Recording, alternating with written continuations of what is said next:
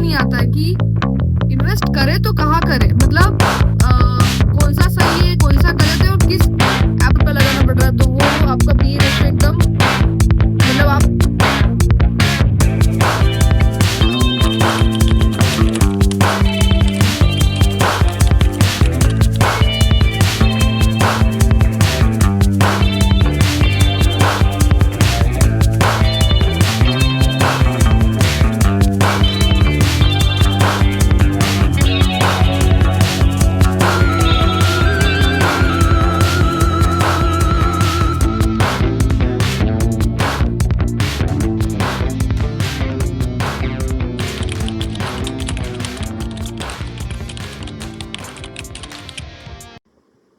Hello दोस्तों, मैं हूं निकिता। यहाँ अपन बात करने वाले म्यूचुअल फंड की, उसको अंडरस्टैंड करने वाले और सिंपलेस्ट और इजीएस्ट वे में समझने वाले।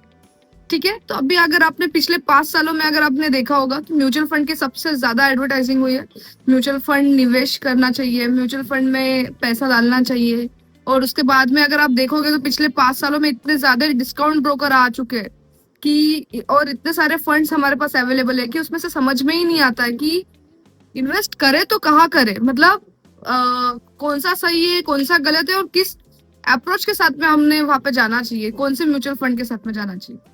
तो यही जो क्वेश्चन है ये आज हम सॉल्व करने वाले। और इस क्वेश्चन के साथ में आप आपका पोर्टफोलियो में किस तरीके से मैनेज कर सकते हो, स्टॉक में कितना डालना चाहिए, म्यूचुअल फंड में कितना डालना चाहिए, ये सारी चीजें जो है अपन डिटेल में समझने वाले। तो लास्ट तक वीडियो देखना, क्योंकि वही सबसे ज्यादा लर्निंगफुल रहेगा और इम्पोर्टेंट रहेगा। तो चलिए आगे बढ़ते म्यूचुअल फंड के साथ में। तो दोस्तों, अपन इंडिया की जो टॉप एएमसी कंपनी है, असेट मैनेजमेंट कंपनीज, ठीक है, उसमें से जो 10 कंपनीज है उसमें से अपन 3 म्यूचुअल फंड देखने वाले। ठीक है, वो एक लार्ज कैप देखेंगे, एक मिड कैप देखेंगे और एक फ्लेक्सी कैप देखेंगे। ठीक है, ये सबसे पहले समझते हैं म्यूचुअल फंड होता क्या है। सी, म्यूचुअल फंड मतलब कैसा होता है कि फॉर एग्जाम्पल अपन समझते हैं कि देखो घर में बहुत सारे लेडीज आते हैं। ठीक है, वो लोग क्या करते हैं कि पैसा जमा करते हैं। इस एग्जांपल के साथ में समझते हैं कि पैसा सब लोग कुछ ना कुछ अमाउंट डालते हैं। ठीक है, एक फिक्स अमाउंट रख देते हैं। उसके बाद में क्या होता है कि महीने भर में वो अमाउंट जमा होती है और फिर कुछ तो लकी ड्रॉ के हिसाब से वो नाम निकलता है। ठीक है, तो लकी ड्रॉ के हिसाब से जो नाम निकलता है वो पूरा फंड जो है वो उसको जाता है। तो ये इसके अंदर क्या हो रहा है कि फंड जो है वो अप्रिशिएट नहीं हो रहा है, मतलब बढ़ नहीं रहा है, बल्कि हमें जिसका नाम आ गया उसको पार्टी भी देनी पड़ती है। तो ये एक चीज है। तो यहाँ पे क्या हो रहा है, अपना फंड जो है अपने मतलब घूम रहा है, रोटेशन चल रही है, लेकिन फंड की जो है एप्रिसिएशन नहीं हो रही, मतलब बढ़ नहीं रहा है, बल्कि हमें किटी पार्टी ये वगैरह ये मतलब जो चीजें है उसके अंदर वो डिप्रिशिएट हो रहा है। तो इसी तरीके से क्या होता है कि म्यूचुअल फंड होता है कि हम हमारे जैसे बहुत सारे जो इन्वेस्टर्स है एक साथ आते हैं और फंड में पैसा डालते हैं। ठीक है, तो इसको एक नॉलेजफुल एक अच्छा इंसान जो मतलब अच्छे से मैनेज कर सकता है, पोर्टफोलियो मैनेजर बोलते हैं उसे, तो वो क्या करता है, हमारा फंड मैनेज करता है कि कहाँ पे कितना डालना चाहिए, किस तरीके से डालना चाहिए। तो यहाँ पे क्या होता है कि फंड जो है वो एप्रिशिएट होता है। तो this is how the mutual fund works. लेकिन अभी अपन देखने वाले हैं कि इसके अंदर जो टॉप 10 कंपनीज है उसमें कि हमने 3 म्यूचुअल फंड लिए, 3 कंपनी के। ठीक है, अलग अलग, जैसे लार्ज कैप, मिड कैप और फ्लेक्सी कैप। तो अभी ये समझने वाले कि जिसको हम फंड दे रहे, ठीक है, तो वो उसकी साइकोलॉजी क्या है, वो किस तरीके से मैनेज करता है फंड को, अभी तक का उसका पास्ट रिकॉर्ड क्या रहा है, और वो इतना बड़ा अगर फंड मैनेज कर रहा है तो उसके अंदर बिल्कुल कुछ ना कुछ काबिलियत होगी जो हमें वो वहां से हमें हमारे लिए लेनी है। क्योंकि हमारा भी जो पोर्टफोलियो किसी का 10 लाख का हो सकता है, किसी का 1 करोड़ का हो सकता है, किसी का 1 लाख का भी हो सकता है। तो ये जो पोर्टफोलियो है, लेकिन अच्छे से सही से अगर मैनेज करे तो वो किस तरीके से परफॉर्म करता है और हमें यहाँ से क्या सीखने के लिए मिलता है, ये देखते हैं अभी अपन। सो गाइस, सबसे पहले जो अपन म्यूचुअल फंड देखने वाले हैं वो है निप्पॉन इंडिया। ठीक है, Nippon India large cap fund. दूसरा जो अपन देखने वाले हैं वो पराग पारिक फ्लेक्सी कैप फंड। और तीसरा जो अपन देखने वाले हैं वो Motilal Oswal mid cap fund. ठीक है, ये 3 मैंने म्यूचुअल फंड सिलेक्ट किए। अब इसके बेसिस पे हम क्या सीख सकते हैं और हमने हमारे पोर्टफोलियो में किस तरीके से इम्प्रूवमेंट करनी चाहिए, ये चीजें सीखेंगे। और लास्ट में मैं एक बोनस चीज आपको दूंगी, तो लास्ट तक बने रहिएगा। और चलिए आगे बढ़ते हैं एनालिसिस। सो गाइज, वो फंड है फर्स्ट जो अपन एनालिसिस कर रहे हैं वो that is Nippon India large cap fund. ठीक है, तो ये फंड जो है वो मैनेज कर रहे हैं मिस्टर भन। जो कि 2007 से इस फंड के साथ में सबसे ज्यादा अगर टाइम इन्वेस्ट किया है तो मिस्टर बर्न ने किया है। तो हमें इनकी स्ट्रैटेजी समझनी चाहिए और इनसे कुछ चीजें सीखनी चाहिए। तो चलिए आगे बढ़ते हैं। सी मिस्टर बर्नल क्या बोलते हैं कि मैं कभी भी ओवर हाइप या फिर मैं कभी भी ऐसे चीजों पे नहीं इन्वेस्ट करता हूँ जो एक पर्टिकुलर प्राइस से ज्यादा हो, मतलब जैसे कि ओवर हाइप या ओवर वैल्यूड प्राइस है।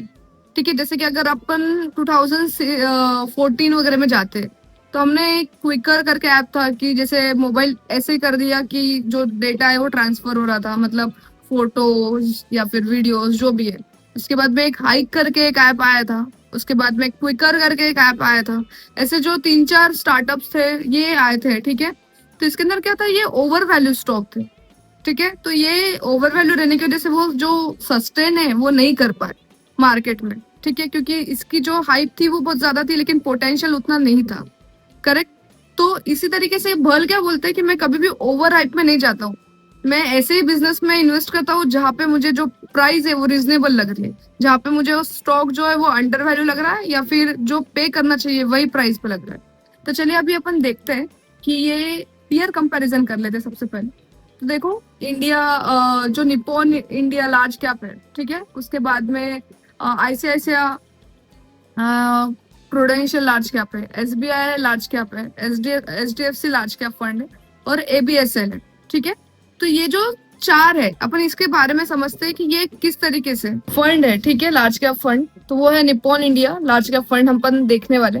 अगर ये फंड की बात करेंगे तो ये सब मतलब जो पिछले 3 साल है वहां से बहुत अच्छा परफॉर्म किया है। उसके बाद में ये जो फंड मैनेज कर रहा है दैट इज शैलेश राज बन, तो इन्होंने जो है 2007 से इस फंड को मैनेज किया है। तो उनकी स्ट्रेटेजी क्या है, उनका माइंडसेट क्या है और वो किस तरीके से अप्रोच करते हैं, ये सारी चीजें अभी अपन देखने वाले। तो सबसे पहले जो इम्पोर्टेंट है वो अपन पीयर कंपैरिजन कर लेते हैं कि इसके साथ वाले जो है तो वो म्यूचुअल फंड और ये म्यूचुअल फंड में डिफरेंस क्या है और किस तरीके से अप्रोच कर सकते हैं। तो चलिए पीयर कंपैरिजन की तरफ अपन बढ़ते हैं। तो इसे यहाँ पे अगर आप देखोगे ना तो Nippon India, ICICI, SBI, HDFC और एबीएसएल है। ठीक है, तो इसके अंदर अगर आप देखोगे तो जो 5 स्टार रेटिंग है ये 3 म्यूचुअल फंड्स को मिली है। एक है निप्पॉन इंडिया, एक है आईसीआईसीआई प्रूडेंशियल और दूसरा है एचडीएफसी।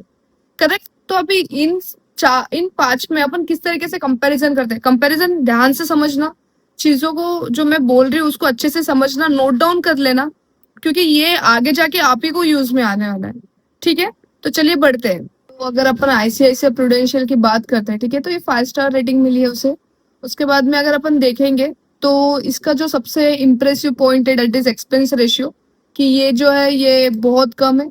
ठीक है, सबसे मतलब बहुत नहीं बट सब में कम है, दैट इज 1.41। उसके बाद में अगर पोर्टफोलियो टर्नओवर की बात करते हैं अपन तो ये 13% है। ठीक है, मतलब 13 है। तो ये जो 13% पोर्टफोलियो टर्नओवर का मीनिंग क्या होता है, सी मतलब जैसे कि अगर एक आधा पोर्टफोलियो, ठीक है, उसके अंदर 100 स्टॉक है, तो वो जो भी 100 स्टॉक उन्होंने लिए है तो उन्होंने क्या किया है कि सिर्फ उनको 13 स्टॉक ही इधर मतलब बाय सेल करना पड़ा, मतलब बहुत कम। 13% इज नथिंग, मतलब 13 बार ही उनको बाय और सेल करना पड़ा, that is portfolio turnover ratio.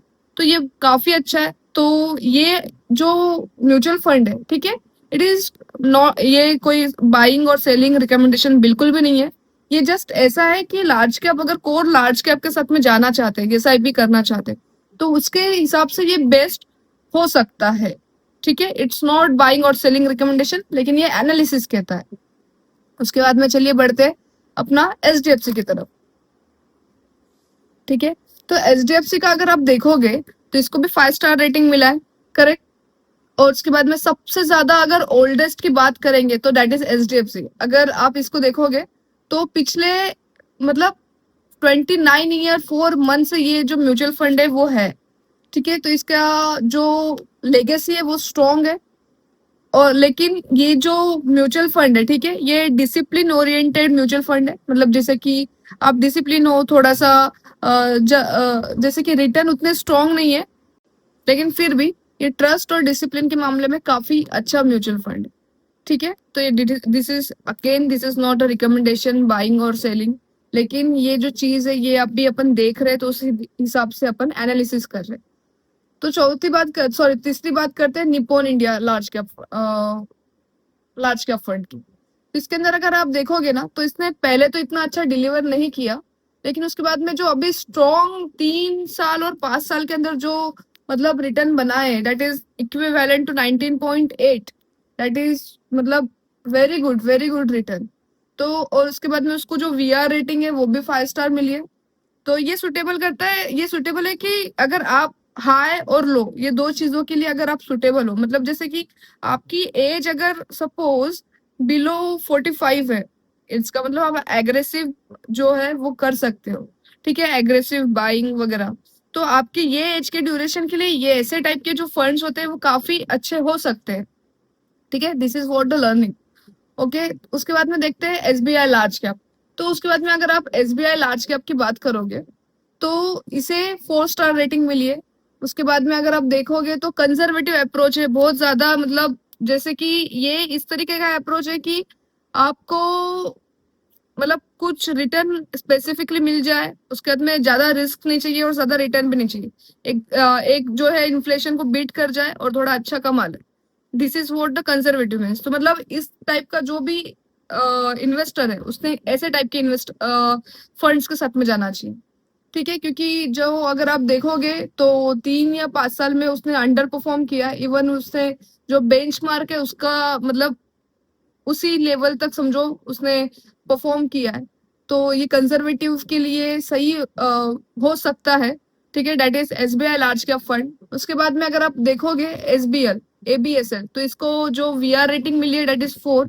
उसके बाद में अगर यहाँ पे आप देखोगे सबसे मतलब गौर करने वाली जो बात है, दैट इज 55% पोर्टफोलियो टर्नओवर। मतलब जो भी पोर्टफोलियो बनाया था इन्होंने, ठीक है, उसका 55% मतलब हाफ पोर्टफोलियो से भी ज्यादा उन्हें बाय और सेल करना पड़ा स्टॉक। तो दिस इज वेरी मतलब थोड़ा सोचने वाली बात है ये चीजों में। और उसके बाद में अगर आप एक्सपेंस रेशियो भी देखोगे that is 1.62। It's quite high. और उसके बाद में अगर और एक चीज अगर आप नोटिस करोगे तो ये लार्ज कैप है, लेकिन जो कोर है वो उसमें वो काम नहीं कर रहा है, ठीक है। और रिस्क जो है इतनी मिनिमाइजेशन और उतनी अच्छे तरीके से मिनिमाइज नहीं हो रही है, ठीक है। तो लॉन्ग टर्म के लिए अच्छा हो सकता है, लेकिन अभी अगर आप देखोगे तो पोर्टफोलियो टर्नओवर सबसे ज्यादा है यहाँ पे। 55% इज मच मोर, मतलब आपको आधे से ज्यादा जो आपका जो माइंडसेट है या फिर आपका जो डिसिप्लिन है वो आधे से ज्यादा टाइम आपको बाय सेल करना पड़ा, और रिटर्न भी उतने उस हिसाब से बने नहीं है। तो ये आपके ऊपर निर्भर करता है कि आप किस प्रकार से इस चीजों को लेते हो। बट यही है कि सीख के समझ के चीजों को लेना है, बाय करना है। आप किस टाइप में आते हो पहले तो आप आपका गोल क्या है वो क्लियर कट आपको पता होना चाहिए कि आप कंजर्वेटिव में आते हो, मतलब आपको ज्यादा रिस्क नहीं चाहिए, ज्यादा रिटर्न नहीं मिला तो भी चलेगा। या फिर आपको ऐसा है कि आपको थोड़ा बहुत रिस्क अप एंड डाउन चलता है लेकिन थोड़ा रिटर्न अच्छा खासा मिले। उसके बाद में या फिर आप इस तरह एग्रेसिव टाइप में आते हो, मतलब आपको आपका जो गोल है वो डिसाइड करना होगा।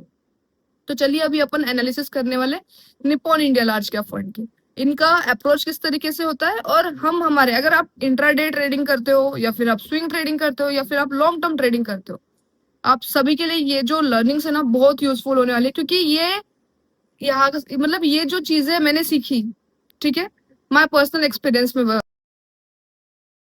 मेरा पर्सनल एक्सपीरियंस में आपको बता रही हूँ कि ये जो पोजीशन साइजिंग है उसके बाद में सी अपने को क्या होता है कि अपने को ये चीज पता होती है कि म्यूचुअल फंड लेना है कितना, लेकिन ये नहीं पता होता है कि कौन सा लेना है। दूसरी चीज वो कौन सा लेना है वो भी पता चल गया तो भी अपने को क्या होता है कि यार अब कितना ले, अपनी अमाउंट इतनी है, इतने अमाउंट में से कितना डाले। किसी के पास में अगर 1 लाख रुपए है तो क्या कर देता है 80,000 एक फंड में ही डाल देता है, कोई करता है 20,000 ही डाल देता है। मतलब अगर कोई स्टॉक बहुत अच्छा रिटर्न भी दे तो वो कैसे दे भाई अगर आपने फंड अच्छे से मैनेज नहीं किया है।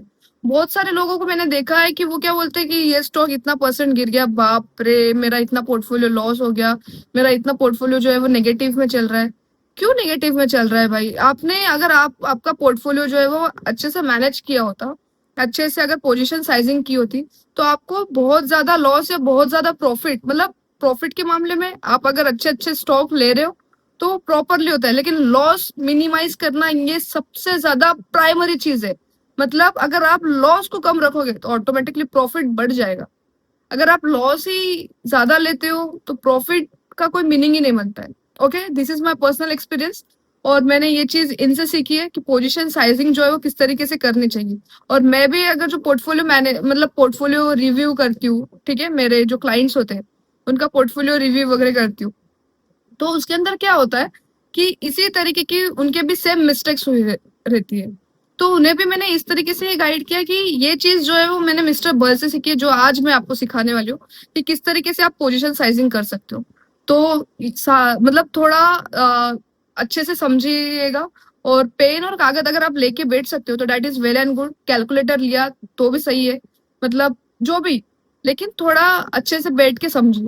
ओके, तो चलिए बढ़ते हैं निपॉन म्यूचुअल फंड पे। सी अभी मैंने एक अदानी पोर्ट का एक स्टॉक है, मतलब अदानी, सॉरी, अदानी इंटरप्राइजेस। तो ये स्टॉक जो है मैंने अभी जस्ट स्क्रीनर पे लगाया है। ये क्या बोलते हैं हमेशा कि मैं एक तो ओवर वैल्यू पे नहीं करूंगा। कोई भी स्टॉक रहने दो, कितना भी बूम करने दो, मैं ओवर वैल्यू देना ही नहीं है मुझे। मतलब जो प्राइस है उसी प्राइस पे मैं लूंगा, मतलब जो प्राइस वो डिजर्व करता है उस पे लूंगा, या फिर उसके आसपास कहीं तो लूंगा जो मुझे सही लगती है वैल्यूएशन के हिसाब से। तो वो क्या बोलते हैं हमेशा कि जो जैसे भी कोई भी स्टॉक रहने दो, ठीक है, तो वो अगर उसका पी जो है, ठीक है, वो कम रहता है, ठीक है, तभी मैं बाय करूंगा। जो बहुत ज्यादा ओवर वैल्यू, मतलब जिसका पी बहुत ज्यादा है, वैसे स्टॉक को मुझे बाय करना ही नहीं है। तो ये क्यों ऐसा बोलते हैं ये समझते हैं अपन। सी, पी रेशियो का एक सिंपल फंडा है कि आप 1 रुपया कमाने के लिए आपको कितना रुपया लगाना पड़ रहा है। सी, अगर आपका बिजनेस है, ठीक है, तो आपके बिजनेस में अगर आपको 1 रुपया कमाने के लिए 1000 रुपया लगाना पड़ रहा है, तो वो आपका पी रेशियो एकदम, मतलब आप सोच सकते हो कि कितना भयानक है। तो उसी तरीके से यहाँ पे भी वही चीजें काम करती है कि आपका जो पी रेशियो है, ठीक है, वो कितना है, और वो जितना कम रहेगा आप उतना ज्यादा पैसा कमाओगे। सी, अगर अभी आप 1000 रुपए के से, मतलब 1000 क्वांटिटी सेल कर रहे हो और आपका जो पी रेशियो है वो 365 है, करेक्ट। तो आप अगर 2000 भी सेल करोगे तो भी उस 365 के हिसाब से आपका, मतलब अगर आपका 2000 भी क्वांटिटी सेल होता है तो भी आप कितना कमा रहे हो, 2 रुपया। कैसे? क्योंकि देखो 361 पे आपने कितना कमाया, 365 पे 1 रुपया, जबकि तब 1000 क्वांटिटी सेल हो रही थी। लेकिन अभी क्या कर रहे हो आप, 2000 क्वांटिटी सेल कर रहे हो, लेकिन आपका जो पी रेशियो है वो कम हुआ ही नहीं, 365 के आसपास ही चल रहा है। मतलब आप कितना भी सेल डबल भी कर लोगे तो भी आपका प्रॉफिट जो है 2 रुपये ही रहेगा। इसलिए हमेशा जो पी रेशियो है वो कम रहना चाहिए। मतलब जितनी कम लागत आपको लगेगी, जितना कम आपको पैसा 1 रुपया कमाने में लगेगा, उतना ज्यादा आप प्रॉफिट करोगे। सिंपल रूल है, ठीक है, ये चीजों को समझो। और कोई भी ओवर प्राइस स्टॉक को बाय मत करो, ठीक है। आप क्या करते हो कि पी रेशियो किसका ज्यादा है कम है नहीं पता, लेकिन कोई मार्केट में है, मतलब जैसे कि आपके फ्रेंड्स वगैरह बोल रहे हैं कि इसे बाय करो, इसे सेल करो, उस टाइप में आप क्या कर लेते हो कि उसे बाय कर लेते हो, उसे सेल कर लेते हो। भाई फंडामेंटल देखो, मैं फंडामेंटल पे भी एक अच्छी लर्निंग लेके आने वाली हूँ, लेकिन चीजों को समझ के इन्वेस्ट करो। सभी का पैसा हार्ड अर्न होता है, सभी बहुत मेहनत करके कमाते हैं, उसे इस तरीके से लूज करना कहीं पे भी सही बात नहीं। ओके, तो दिस इज फर्स्ट थिंग। उसके बाद में जो दूसरी चीज मैंने सीखी, दूसरी चीज मैंने ये सीखी कि अपना जो पोजीशन साइजिंग है, पोजीशन साइजिंग मतलब क्या होता है, कितना पैसा डालना है। एक स्टॉक है पर्टिकुलर, ठीक है, एक स्टॉक के अंदर आपको ये जज करना है कि आपका पोर्टफोलियो 10 लाख का है, तो 10 लाख के पोर्टफोलियो से आपको एक स्टॉक में कितना पैसा लगाना है, और कितना आप रिस्क मिनिमाइज करते हो और कितना आप प्रॉफिट कमाते हो। सी, आप गलत हो कितने बार होते हैं वो मैटर नहीं करता, आप सही होने के बाद में आप कितना कमाते हो, दैट मैटर्स, ठीक है। तो अभी अपन देखते हैं कि ये किस तरीके से कैलकुलेशन होता है। चलिए,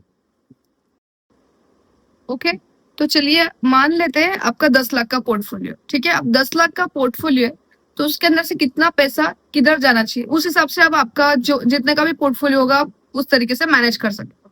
तो सी, सबसे पहले मैं लिख रही हूँ, तो सी सबसे पहले मैं लिख रही हूँ कि आपका मान लेते हैं 10 लाख का पोर्टफोलियो, ठीक है। आप आपके पोर्टफोलियो पे कितनी रिस्क लेना चाहते हो, मतलब जो भी स्टॉक है उस पे पर हेड कितनी रिस्क लेना चाहते हो। ज्यादातर मेरा एपेटाइट है भाई 2%, मैं सिर्फ 2% तक ही रिस्क लेना चाहता हूँ और मेरे उतना ही एपेटाइट है, ठीक है, उसके बाद में मेरा एक्सपीरियंस जो है, ठीक है, वो क्या बोलता है कि जो मिड कैप है, ठीक है, mid cap, small cap, large cap, ये क्या है कि ये ज्यादा से ज्यादा पर क्वार्टर जो है वो 20 to 30% गिरते हैं, ठीक है, 20 to 30% गिरते हैं। तो अभी अगर आप देखोगे तो मैं रिस्क 2% ले रही हूँ, विच इज 20,000, करेक्ट, 20,000 होता है। उसके बाद में अगर मैं 20 से 30% में गिरता है, ऐसा मैं बोल रही हूँ कि ज्यादा से ज्यादा अगर गिरेगा तो इतना गिरेगा, तो चलिए अपन एक बीच का नंबर पकड़ते हैं, विच इज 25, ठीक है, परसेंट। तो अभी आप क्या करना है, आपको कैलकुलेटर लेना है, ठीक है, उसके अंदर क्या करना है, 20,000, ठीक है, डिवाइड बाय 25%। मैंने क्या किया फिर से समझो, 10 लाख है, ठीक है, उसका 2% निकाला, क्या आया, 20,000 रुपया आया। और फिर वो 20,000 से मैंने क्या बोला कि मुझे लगता है कि 20 से 30% क्वार्टरली गिरने के चांसेस होते हैं एक कोई भी अच्छे स्टॉक्स के, कितना भी मतलब थोड़ा प्रॉब्लम आता है तब भी। लेकिन कुछ अनसर्टेनिटीज होती है, जैसे कि कोरोना वगैरह टाइम आ गया तो तब तो निफ्टी को भी लोअर सर्किट लगा था, तो वैसे सिनारियो में मैं बात नहीं कर रही हूँ, ठीक है। तो ये 25%, तो अगर आप कैलकुलेट करोगे एक, ठीक है, तो ये कुल मिला के आता है 80,000। मतलब क्या हो रहा है कि ये जो 80,000 है, this is what you should invest in one stock. अगर ये इस तरीके से अगर आप अच्छे से लेके चलोगे, ठीक है, 80,000 को एक स्टॉक में, तो यहाँ पे आपका अगर 25% भी डाउन होता है, ठीक है, तो आपका कितना परसेंट डाउन होगा सबसे पहले, ठीक है, तो ये हार्डली 2% है। मतलब हार्डली 2 या 3% जो है आपका डाउन गया है पोर्टफोलियो, इसका मीनिंग ये होता है। तो ये यहाँ पे क्या किया अपन ने, पोजीशन साइजिंग किया। आप क्या करते हो, अपन क्या करते हैं कि हाँ चलो ये स्टॉक अच्छा है, 1 लाख रुपए डाल दो, चलो ये स्टॉक अच्छा है, 5 लाख रुपए डाल दो, और इस तरीके से मैनेजमेंट ही नहीं होता है। तो ये चीज यहाँ पे ना बहुत अच्छी है, सीखने जैसी है। तो इस चीज को आप क्या करना, इम्प्लीमेंट करना आपके पोर्टफोलियो में, तो आप चेंज जरूर देखोगे, क्योंकि मैंने खुद ने देखा है ये चेंज, तो आप भी खुद देखोगे। ओके, तो ये यहाँ पे जो है, तो पराग पारिक का जो है ना वो सिंपल अप्रोच है कि पराग पारिक फ्लेक्सी कैप फंड में वो कोई भी ऐसे स्टॉक नहीं डालते। मतलब जैसे अभी अगर अपन देखेंगे तो सेमीकंडक्टर पे बहुत ज्यादा, मतलब हमें लगता है कि सेमीकंडक्टर आगे जाके बहुत ज्यादा यूजफुल होने वाले हैं। उसके बाद में आईटी सॉफ्टवेयर का बहुत ज्यादा जो है वो मतलब अभी बूम चल रहा है, और इसका यूज जो है आगे जाके फ्यूचर में बढ़ेगा। डिफेंस सेक्टर, क्योंकि बहुत ज्यादा वॉर वाली सिचुएशन जो है वो ट्रम्प की वजह से क्रिएट हो रही है, ठीक है। तो ये ऐसी चीजों की वजह से क्या हो रहा है कि डिफेंस सेक्टर, ये जो भी सेक्टर है, सेमीकंडक्टर, तो ये सेक्टर क्या हो रहा है, एक्टिवेट हो रहे हैं। तो हम भी क्या सोचते हैं कि हमें इस तरीके से पैसा लगाना है। लेकिन जो पराग पारिक फ्लेक्सी कैप फंड है वो क्या सोचते हैं कि नहीं, मुझे साल का 12% मिल जाए, मैं इन्फ्लेशन को बीट कर दूंगा और मैं थोड़ा कमा लूंगा। मतलब एकदम सिंपल अप्रोच। अगर आप इनके पोर्टफोलियो में भी देखोगे तो कोई भी नाम आपको ऐसा नहीं लगेगा कि आपने पहली बार देखा है, या फिर आपने कभी सुना ही नहीं है। इस टाइप का कोई भी नाम नहीं है इसके अंदर, देखो। तो इनका एक अप्रोच है कि ये जो है वो हाई आरओसी, मतलब जिसके अंदर जो है एकदम रिटर्न ऑन इक्विटी जो है, ठीक है, रिटर्न ऑन कैपिटल एम्प्लॉय जो है वो ज्यादा हो, ऐसे टाइप के फंड्स में ये क्या करते हैं, इन्वेस्ट करते हैं। तो अगर अभी अपन देखेंगे ना कोल इंडिया, ठीक है, अगर मैं स्क्रीनर पे देखती हूँ कोल इंडिया, तो सी यहाँ पे अगर आप देखोगे तो आरओसी जो है 48% है, और आरओई जो है वो 38% है। मतलब हाई आरओसी प्रोजेक्ट्स में इन्वेस्ट करते हैं वो। ऐसा नहीं सोचते कि ये तो एकदम कॉमन कंपनी है, या फिर ये अभी इसका इतना, इससे ज्यादा मैं डिफेंस में अगर डाल दूंगा तो बहुत अच्छे रिटर्न बनने के चांसेस है। नहीं, उनका अप्रोच बहुत क्लियर है कि मुझे 12% कमाना है, और अगर मैंने 12% भी अचीव कर लिया, आई एम वेरी गुड, ठीक है। तो इस तरीके के अप्रोच, तो ये किसके लिए सही है, इस तरीके का अप्रोच कंजर्वेटिव, जो कंजर्वेटिव इन्वेस्टर्स है, मतलब जिनको ज्यादा रिस्क नहीं लेनी है और रिटर्न की भी ज्यादा लालचा नहीं है। तो वैसे टाइप के इन्वेस्टर्स के लिए ये ऐसे जो स्टॉक्स है, मतलब इस तरीके के जो अप्रोच है वो सुटेबल हो सकते हैं, ठीक है। उसके बाद में चलते हैं, ये पराग पारिक हो गया, मतलब कंजर्वेटिव हो गया। अब देखते हैं मोतीलाल ओसवाल। मोतीलाल ओसवाल लार्ज कैप और मिड कैप फंड जो है, ठीक है, इसके अंदर अगर आप देखोगे ना तो मोतीलाल ओसवाल का अप्रोच बहुत डिफरेंट है। वो क्या बोलता है कि मैं QGPLP, पे काम करूंगी, दैट इज क्वालिटी पे, ग्रोथ पे, लॉन्जिटिविटी पे और प्राइस पे। ये जहाँ पे मुझे चारों चीजें मिल रही है, चाहे वो सेक्टर कोई भी हो, मैं उसमें इन्वेस्ट करूंगी। अगर आप इनका सही से एनालिसिस देखोगे तो इनके इसमें ना फाइनेंस वाली कंपनी दिखेगी ही नहीं आपको। मतलब जो फाइनेंशियल सर्विसेज जो आपने निप्पॉन में भी देखी, ठीक है, कि इनका जो इन्वेस्टमेंट है, एक मिनट, इनका जो भी इन्वेस्टमेंट है वो सबसे ज्यादा अगर देखोगे तो फाइनेंशियल सेक्टर्स में है। उसके बाद में अगर आप देखोगे इसमें पराग पारिक म्यूचुअल फंड में, तो यहाँ पे भी अगर आप देखोगे,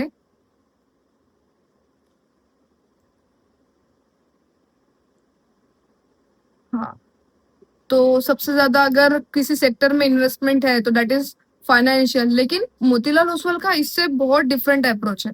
वो क्या बोलता है कि मैं ऐसे सेक्टर्स में इन्वेस्ट करूंगा जहाँ पे बहुत ज्यादा अपॉर्चुनिटी है, बहुत ज्यादा कमाने की जो है वो प्रोबेबिलिटी है, जैसे कि electric equipment, aerospace, retailing, finance, ये जो कंपनी है। उसके बाद में फार्मास्यूटिकल, ये ऐसे जो सेक्टर्स है, ठीक है, तो ये सेक्टर्स में वो अप्रोच रखते हैं। अगर आप देखोगे तो यहाँ पे जो एनर्जी पावर वगैरह वाली जो कंपनी है, हार्डली इक्का दुक्का है, ठीक है।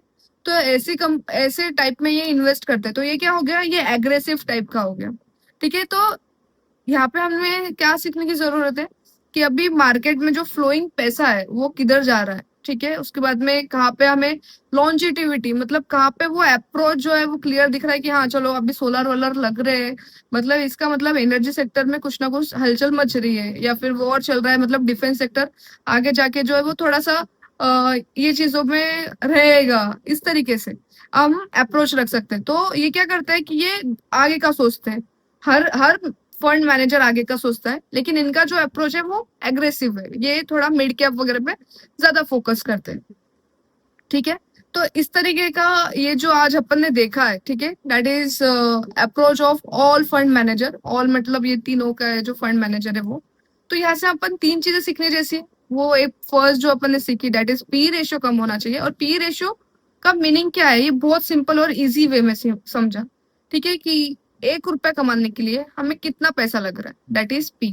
पोजीशन साइजिंग समझी कि हमारा 10 लाख का अगर पोर्टफोलियो, तो हमें एक स्टॉक में कितना पैसा डालना है। और उसके बाद में दूसरी चीज ये समझी कि अगर सपोज एक आधा स्टॉक है जो लो अंडर परफॉर्म करता है, ठीक है, आपका जो भी बेंचमार्क है उससे नीचे जाता है, तो पोर्टफोलियो मतलब तो हमें क्या करना चाहिए। अगर कभी भी इंडेक्स जो है, सपोज आप डिफेंस में हो, तो डिफेंस का इंडेक्स से अगर ये 15% आपका जो स्टॉक है, ठीक है, वो 15% गिर जाता है। सपोज डिफेंस का जो इंडेक्स है वो गिरा है 10% या फिर 8%, लेकिन आपका जो स्टॉक है वो 15% गिर चुका है, तो वहां पे फ्रीज कर देना है, वहां पे और पैसा डालने की जरूरत नहीं है। ये एक चीज सीखी। उसके बाद में जो एग्रेसिव, कंजर्वेटिव, ये किस तरीके के अप्रोच होते हैं और हम किस तरीके से पैसा बना सकते हैं, ये एक चीज सीखी। तो this is what we have learn from this video. और अगर आपको मजा आया है, आपको समझ में आया, आपको थोड़ा भी अगर ये यूजफुल लगा है और आपको समझ में आ रही है चीजें, तो लाइक करिएगा, सब्सक्राइब करिएगा और बेल आइकॉन को भी दबाएं। क्योंकि ये ऐसी चीजें करने से मुझे ना मोटिवेशन मिलता है और मैं और भी अच्छे अच्छे लर्निंग्स लेके आती रहूंगी। तो बने रहिएगा, हम बहुत अच्छी अच्छी चीज सीखने वाले और आगे बढ़ने वाले साथ में। चलिए ठीक है, थैंक यू, मिलते हैं नेक्स्ट वीडियो में।